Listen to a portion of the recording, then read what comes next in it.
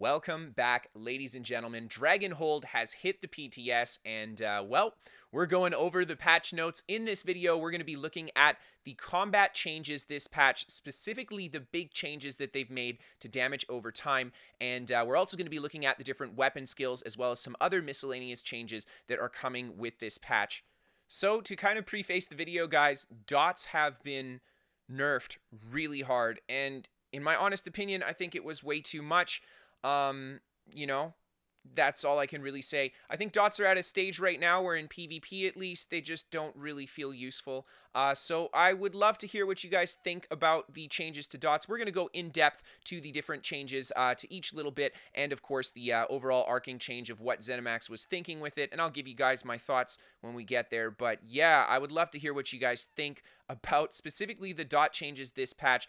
In my personal opinion, I would have actually liked to see ZeniMax nerf the damage a little bit on them, but go the route of maybe adding some more condition removal across the classes, or just some general condition removal to certain skill lines, even weapon skill lines that everyone has access to. But, you know, I would still love to hear what you guys think. So let me know in the comment section down below. And without further ado, guys, let's get into these notes. There have been some changes to just how combat generally functions this patch. The first big one is how sprint kind of functions. It's going to function the same when you're on foot for the most part, but the big change here to how sprint functions is that the stamina drain is more fluid on the UI. I've not been on the PTS quite yet because the patch is just installing on my computer, and I'm filming this literally as it just came out. But yeah, the stam drain being more fluid in the UI I think is very important. We're going to see how this plays out. Right now in the game, you can do this thing where you sprint for like 1.5 to 1.9 seconds or so, and you let go of the sprint key and you get a huge stam regen tick, and then you keep sprinting again. So the big combat change that was on a lot of people's kind of sore list last patch was damage over time. And ZeniMax has made big changes to them here, but this again, like, I want to be totally honest, I feel like they over-nerfed it. I feel like they went too far. Dots were a problem because they made them a problem, but they didn't have to now nerf them into almost a point where I feel like they're not going to be super viable. I mean, the tooltips were insanely high, but this is pretty much a 50% damage reduction bonus. The standard was before that the dot will deal approximately 2.5 times the damage of a traditional spammable, and it's now going to deal 1.25 times the damage. In my honest opinion, maybe 1.7, 1.8 should be the sweet spot here. 1.25 I think is going to be a little too low. I think in PvP we might see a lot of people switch away from dots this patch because they're not going to be applying nearly as much pressure as they were, especially if you're playing something like solo. I don't think dots are going to be a viable option where they kind of were last patch. So yeah, that's why I said like damage over time needed to be looked at and it needed to be nerfed, but 50% is a massive damage cut to that. So we're going to see how it plays out. This will result in PvP honestly feeling a little better this patch, but my biggest concern is that people are going to go back to those really tanky builds because the one plus side of the dot meta, believe it or not, was that people were going healing power versus bulk because healing power was a better counter to all the dots. So yeah, we'll have to see how this plays out. Now, area of effect damage over time abilities will once again mirror the damage of their single target counterparts instead of dealing approximately 33% less damage. So this is kind of nice because, you know, the AoEs with this new change would have been really bad dots. So they'll deal similar damage, but they're going to cost 66% more. But their durations have all been increased to 10 seconds as well. So I like this change here, but like I said, dots in general might be a bit weak this patch. I'll have to get on the PTS to look at the values myself, but that's my biggest concern here. But healing over time abilities have not been changed. And yeah, so this is good and bad. Like I said, high healing power means people will run less bulky builds because they don't have to run as much bulk anymore. So that's good for burst.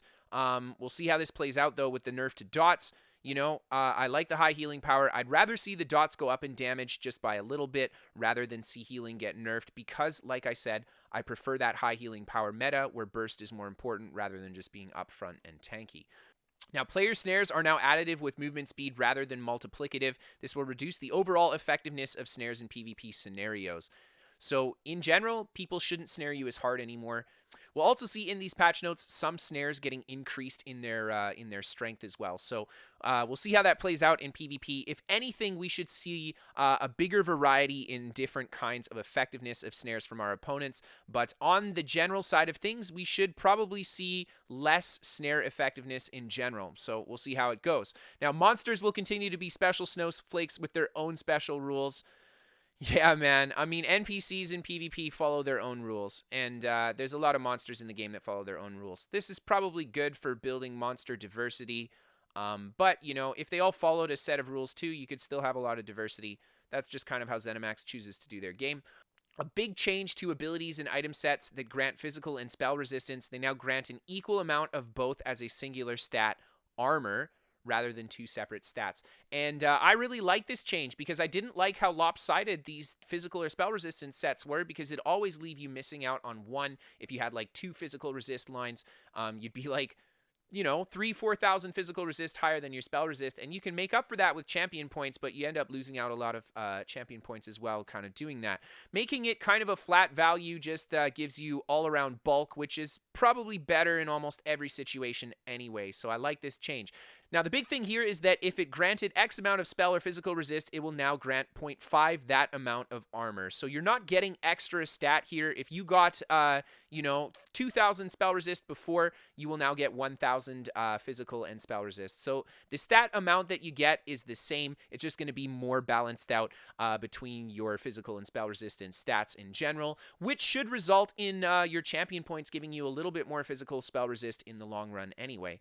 Major and Minor Resolve now grant an equal amount of physical and spell resist, and Major and Minor Ward have been discontinued. So this pretty much means that the armor buff has been turned into just a singular buff now. So there isn't going to be like a buff where you just get the spell resist. You're always going to get that Major or Minor Resolve, which give you both the physical and spell resistance. Now, taking a look at the weapon changes, guys, for two-handed, we've got Cleave, and they reduce the damage over time by 60% on it. Oh my gosh, what a massive reduction. Now, Cleave was a really strong AoE dot, though, because it was stronger than some of the other AoE dots. So 60% is huge, though. Like I said, going over to the other parts of these patch notes, you know, the damage over time reduction had to happen, but the amount that they reduced is just so massive. Critical charge to Stampede reduced the damage over time by 42% and increased the duration to 10 seconds. This is more appropriate. The increased duration and the 42% reduction, like I've said before, is a little bit more appropriate. 50% plus is so harsh, it might make the dots no longer viable like they were before. Reverse Slice, they fixed an issue where the AoE of this ability could critically strike, so it will no longer double dip if your initial attack critically strikes, which is a good change. Uppercut, they reduced the damage dealt by this ability and its morphs by 16% to ensure it does not eclipse other damage abilities and other dots. This is a balance change again. Honestly, man, like if they hadn't nerfed dots so hard, they maybe could have left Uppercut where it was. But the big change here, Dizzy Swing will no longer knock the opponent back and stun them, but instead apply off balance. So the off balance will make you hit them harder, because off balance, especially with your CP passives, can allow you to do more damage. However, you no longer get that guaranteed stun. So a big issue that people have with Dizzy Swing, especially newer players, is they get hit by a Dizzy Swing and instantly smacked by either the next Dizzy or the ultimate or whatever next ability is coming, because the knockback into the stun, I mean, you can break that combo and dodge it, but you have to be very, very fast to do it. So for newer players, this is a really good change defensively, because now Dizzy Swing just won't mash them up as hard. But for experienced players, they still get the stun off this ability. You go for the Dizzy Swing, and then you just go for a tiny partial charged heavy attack into your next skill. The timing on this, you know, you'll have to learn how to do, but it adds the skill layer. So I like this change quite a lot on Uppercut here. So for the dual wield tree, Flurry, they reduce the damage dealt by this ability and its morphs by 8% to ensure it does not eclipse other damage abilities such as dots. Again, we see some single target spammables just taking a hit. Flurry, Dizzy Swing, and even jabs with the champion points changes, and I think those things take a hit because of the changes to dots here.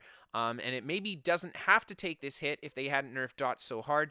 Twin Slashes has had a massive damage over time decrease, 63%. Oh my gosh, that's rough. And then Blood Craze has had a 20% reduced to the healing over time to ensure it's closer to the value that the damage it deals is. Wow, dude. Massive, massive, massive damage cut to the twin slashes. Blade Cloak, they increased the base healing duration of this ability, and its morphs to 10 seconds from 8. The cost has been increased drastically as well, but the damage has been reduced by 30%. So again, we see that normalization of the AoEs there. And then Quick Cloak, the cost has been reduced to 3,780 because it, of course, provides that mobility option. Now, looking at our bow, the poison arrow, 63% damage reduction in the damage over time on this guy. Again, just a massive cut to the dot. The ballista, they updated the tooltip to show its true range. Okay. The scatter shot, the draining shot, this morph no longer knocks back the target, but reduces their movement speed by 60%. I don't know how I feel about this. Honestly, the stun off the heel was really good. The snare is not going to be as good. Yeah. Now, stamina builds, especially bow builds, tend to be more mobile, so the snare is still really good for that style of build, but the stun was ultimately really good for alleviating the pressure off of you, especially if you didn't have options to like a lot of AoE stuns and stuff. The draining shot morph to at least stun your target or knock them back was really nice. So, yeah. We'll see how this plays out again. The volley has been changed to kind of follow the AoE standards, 4,500 base cost. The damage has only been decreased by 17% though, so there you go. Now, Destruction Staff, there have been some changes as well here. The Destructive Touch damage over time has been nerfed by 63%. So a huge cut to that dot yet again. Honestly, man, with these changes to the dot version of Destructive Touch and the stun version no longer having a dot, this makes Destructive Touch an incredibly unattractive skill, just for like almost every build. Unless you desperately need the dot or the stun, it makes it a really unattractive skill. So yeah, there we go. And then Wall of Elements, they increased the base duration of this ability to 10 seconds. The cost has been increased again, and the damage reduction by 32% as well.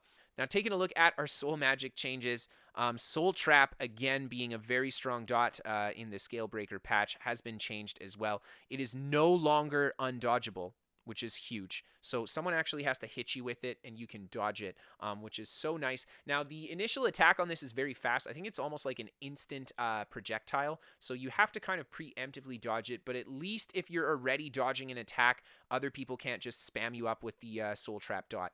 This is so huge, and I really like that change. They updated the visual effects to better line up with the animations of this abilities. I would assume this makes it easier to see when you're getting hit by it, so making it easier to know whether or not you should dodge it, and then they reduce the damage of it by 50%. Now, this one's kind of interesting because Soul Trap has a higher tooltip than all the other dots, but it didn't get the same amount of damage reduction that some of the other ones did. And this, yet again, like the Warden dot, you know, only got the 50% where the other ones got 60, but the Warden dot gets the minor vulnerability. And, you know, I don't know. I don't know what to think here. I'd love to hear you guys' thoughts on this. I feel like Soul Trap, out of all the dots, if I had personally gone and changed this patch, I would have nerfed all single dots by around 30%, but Soul Trap and Entropy by about 40%. So we'll see how it goes. I think ZeniMax wants this to be a really strong dot, though, simply because it doesn't have any other really strong effects unless you actually kill something. So there we go. Now moving on to the next thing here, we've got Werewolf. Infectious Claws immediately applies the disease status effect, which is really nice. And of course, it is now all disease damage as well, which is just kind of normalizing the werewolf disease kind of setup. They decrease the damage of these damage over time ticks by 60%. Again, a massive cut to the dot here. And then the Claws of Life, this morph will now heal for 100% of the damage caused instead of 50%. It will still result in an overall reduction since the base damage has been reduced. So the Claws of Life heal over time is going to be a little bit weaker than what you see on live. The Werewolf Berserker, they decreased the dot of the bleed applied from this morph by 48% as well. Now our Fighters Guild changes, Trap Beast, 63% damage reduction, massive damage cut again. So Mages Guild Entropy no longer grants Major Sorcery. Only one morph, the Degeneration morph, will grant the Major Sorcery. They decrease the damage of all three variations by 50%. Again, this was one of the strongest dots in the game, so the fact that it got hit less than the other ones is interesting to me. The base cost has been reduced, so then normalizing it again here, and then Degeneration, this morph will now grant you the Major Sorcery, whereas the other morph will grant you the Magicka Return. Fire Rune, the Scowling Rune, the dot's been reduced by 60% on this guy as well. The Undaunted Trapping Webs, this ability will now last for 10 seconds rather than 5.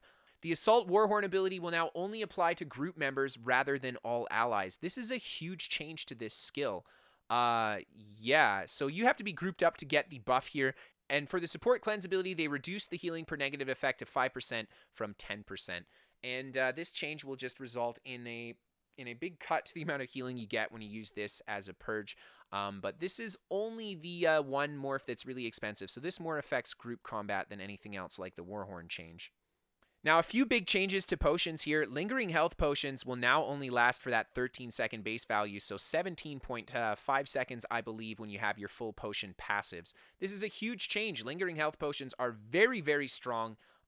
So yeah, I can expect to see less people using these potions, as well as the materials required to make these going down in value. And then finally, potions that increase our physical or spell resist no longer grant the major resolve or ward buffs, but give their own unique values of resistances. This is really cool. This is really, really cool stuff. I'm not going to lie. Nobody runs physical or spell resistance buffs in their potions, but now they could, because it opens up another avenue of stacking more resistance. Now, something I do want to talk about is the memory management overhaul. In this update, we've implemented a new memory pooling system to reduce memory fragmentation, fundamentally changing how we handle memory use in ESO, and will improve your experience significantly by reducing the chance of crashing from running out of memory. You may also notice a minor FPS improvement due to a reduction in peak memory use situations, such as when lots of other players or effects are in an area. This is nice. So this is the first piece of ZeniMax kind of rolling out the performance fixes for this coming year. And yeah, this is the first thing that we'll see. And this little bit here, a minor FPS improvement, this is just for PvP players, essentially. I mean, PvE players, there are some places that are really particle heavy, but for PvP players, you guys know when there's a lot of players on your screen, you really start to lag out sometimes, and FPS can go to crap as well. So we should see some improvements here. So we'll see how this goes in-game. Like I said, this is just the beginning of this change that ZeniMax is rolling out. So yeah, we'll have to take it bit by bit, and we'll see how PvP looks at the end of kind of this year period, starting, I guess, now. So there you guys go. That is the overview of the big dot changes, all of the different weapon changes as well, and just our general combat changes that we'll see this patch. You know, I think this patch will be better than Scalebreaker, yes, but I'm really concerned about the changes they've made to the dot meta. Like I said, my biggest fear, I think, is seeing that tank meta kind of re-emerge, and with how hard they've nerfed all these dots, I mean, dots have never had tooltips as low as they have on the PTS right now. They're literally at the weakest stage that they have ever been. And I think that's really worth mentioning. So I'd love to hear what you guys think about these changes. What do you think about the direction that ZeniMax is going here? Or is there a direction at all, do you think? Please let me know in the comment section down below. If you guys enjoyed that video, hit that like button. If you guys are new here, hit that subscribe button. I create regular ESO content, and be sure to stick around for more. If you guys are interested in sending in clips for the top 5 battles, or sending in a build to be featured on the channel, you can send that to KristoferESO@hotmail.com. More information and links in the description down below. I do live streaming on Twitch. If you guys are interested in some live gameplay, or if you just want to come chat and talk with me, you can always check out a link to my Twitch in the description below as well. We are sponsored by What the Fast. They're a VPN for gamers. They're free to try for the first 30 days, and there is no credit card to sign up. So no harm, no foul if it doesn't give you the performance increase you're looking for. And last but not least, guys, I want to say a huge shout out to all my patrons on Patreon. Thank you guys so much for helping support the channel and helping me do what I love here. If you guys are interested in helping support the channel, you can always become a patron yourself. Link, of course, in the description below. But I do want to say, without you guys, I wouldn't be doing this, and it means so much to me that you guys just come back and watch the show, and that you guys sometimes choose to support it as well. So thank you guys so much for watching. I'd love to hear your thoughts again on these changes, and look forward to some new stuff in the future. Have a good night, guys.